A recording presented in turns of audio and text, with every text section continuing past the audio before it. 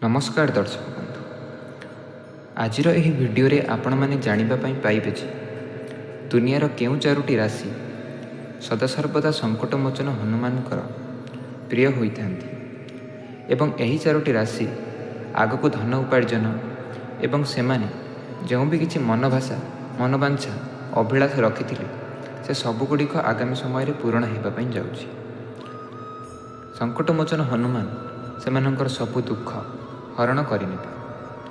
दर्शक बंधु, जदि आपण मैंने यही राशि अंतर्भुक्त अटंती तेज तले कमेंट बॉक्स रे जय हनुमान कमेंट करने को अनुरोध। दर्शक बंधु, सर्वप्रथमे आपण को कही रखुची जे संकटमोचन हनुमान जो राशि मानकर उपरे कृपा करिथांती निश्चित भाव में से राशि व्यक्तिविशेष माने आगामी समय उन्नति करने को लगी सेमानंकर जीवन में सबु दुख असुविधा धीरे धीरे दूरे जाए। आशा करिथिबा सबु जिनस प्राप्त करने सहित सेमाने परिवार बा सेमान निज कार्य संस्थार निज कार्यबल प्रशंसित होता। दर्शक बंधु, यही राशि व्यक्तिविशेष माने बहुत अधिक समय दुख एवं जंत्रणा दे गति करिथांती।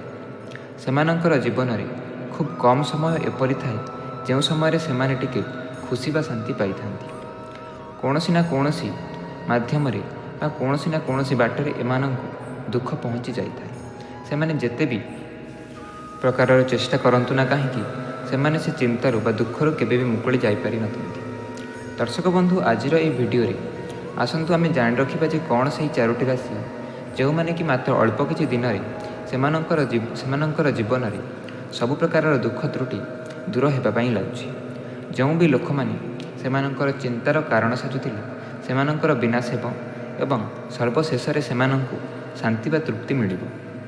दर्शक बंधु, डेरी नकरी आसंतु जानिबे जे प्रथम राशिटी कौन। दर्शक बंधु, नंबर 1 रे जो राशि रोचे ताहा हेउछि मिथुन राशि। मिथुन राशि व्यक्तिविशेष मानक कही रखी संकटमोचन हनुमान आपणकर सबु प्रकार दुख दुर्दशा को दूर कर यही मंगलवार पर निश्चित भाव में आपण मानकर जीवन में एक खुशी आसवाई जाऊँगी बा एक नुआ आशार किरण सृष्टि होगापी जाऊँगी। आपण मानकर मन में निश्चित भाव में जो सब दुख पूर्वर रही जो सब पीड़ा रही अनेक लोक आपण मानकु अपमान दे चली आपण मैंने तार प्रतिवाद करूँ तेज अल्प किछि दिन मध्य से सबुगुड़िक समाधान हो लगे। खूब शीघ्र से जीवन में एक बड़ परिवर्तन आसवाई जाऊँगी। दर्शक बंधु, नंबर 2 रे जो राशि रोचे ताहा हेउछि सिंह राशि। सिंह राशि व्यक्तिविशेष मानकर जीवन में वर्तमान धन उत्पादन बा सेमानकर पाखक माँ लक्ष्मी निश्चित भाव में पाखक आसबे।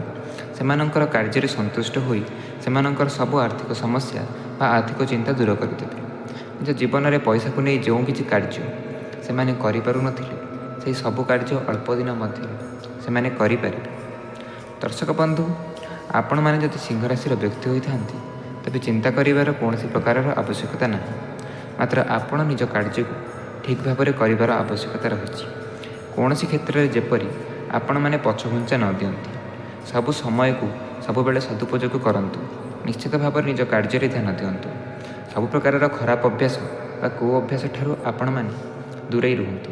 यह आपण स्वास्थ्य प्रति एवं निज प्रति निज परिवार प्रति आपण मानक पई खूब भल रहिबो। दर्शक बंधु, नंबर 3 रे जो राशि रोचे ताहा हेउछि तुला राशि। तुला राशि व्यक्तिविशेष माने सबुठारु शांत निरीह होता। यही राशि व्यक्तिविशेष मानक जदि छोट कथाटी बा पदे कथाटी कई भी रागरे कहीदिए बा अपमान करदिए एमाने केबे भी सहीपारि नथांती। तुला राशि व्यक्तिविशेष मानक कही रखुची जे आपणकर जीवन में निश्चित भाव में आशार नुआ किरण आसवाई जाऊँगी। जो भी व्यक्ति आपण मानक अपमान देउथिले बा आपणकर पिठी पछपटे कथा हेउथिले सेमाने खूब शीघ्र सेमानंकर अंत होगाकू जाऊँगी। कारण आपण मैंने निश्चित भाव में पूर्वर जो कष्ट करी बा जो परिश्रम करथिले एवं तार फल पाई नथिले तेबे से राशि व्यक्ति बा तुला राशि व्यक्तिविशेष माने निश्चित भाव में उन्नति करने लगे। एवं आपण मानक कही रखुची जे आपण माने केबे भी शांत बा निरीह होई रुहंतु नहीं। यदि आपण मानक किए अपमान देउछि तेबे तुरंत सेठारे तार प्रतिवाद करिवार बहुत आवश्यकता रही। दर्शक बंधु, नंबर 4 रे जो राशि रोचे ताहा हेउछि बिछा राशि। ବିଛାରାଶିର ବ୍ୟକ୍ତିବିଶେଷମାନଙ୍କୁ କହି ରଖୁଛି ଯେ ଏହି ଅଳ୍ପ କିଛି ଦିନ ଆପଣଙ୍କ ପାଇଁ କଷ୍ଟସାଧ୍ୟ ରହିପାରେ, ମାତ୍ର ଆଗାମୀ କିଛି ଦିନ ଆପଣଙ୍କ ପାଇଁ ଖୁବ୍ ଭଲ ରହିବାକୁ ଯାଉଛି। ନିଜ ଜୀବନରେ ଆଶା କରିଥିବା ସେ ସବୁକିଛି ଜିନିଷ ବା ସେ ସବୁକିଛି ପ୍ରାପ୍ୟ ଆପଣମାନେ ଅଳ୍ପ କିଛି ଦିନ ମଧ୍ୟରେ ପାଇପାରିବେ ଏବଂ ଜୀବନର ସେହି ଜାଗାକୁ ଯାଇପାରିବେ ଯେଉଁଠାକୁ ଯିବାକୁ ଦିନେ ଆପଣଙ୍କ ପାଇଁ ସ୍ୱପ୍ନ ଥିଲା। ସେ ଜାଗାକୁ ମଧ୍ୟ ଆପଣମାନେ ଖୁବ୍ ଶୀଘ୍ର ଯିବେ ଏବଂ ଆପଣମାନଙ୍କୁ କହି ରଖିଛି ଆପଣମାନେ ଭଗବାନଙ୍କ ଉପରେ ଭରସା ଏବଂ ଆସ୍ଥା ରଖନ୍ତୁ। ଯେପରି ପୂର୍ବରୁ ଆସ୍ଥା ରଖି କାର୍ଯ୍ୟ କରୁଥିଲେ, ଅଳ୍ପ କିଛି ଦିନ ମଧ୍ୟ ଆପଣ ସେପରି କରିଚାଲନ୍ତୁ। ନିଶ୍ଚିତ ଭାବରେ ଏହା ଆପଣଙ୍କ ପାଇଁ ଖୁବ୍ ଭଲ ରହିବ। ଯଦି ଏହି 4ଟି ରାଶି ମଧ୍ୟରୁ ଆପଣଙ୍କର ରାଶି ଅନ୍ତର୍ଭୁକ୍ତ ଥାଏ, ତେବେ ତଳେ କମେଣ୍ଟ ବକ୍ସରେ ଜୟ ହନୁମାନ କମେଣ୍ଟଟି କରି ରଖନ୍ତୁ। ଧନ୍ୟବାଦ।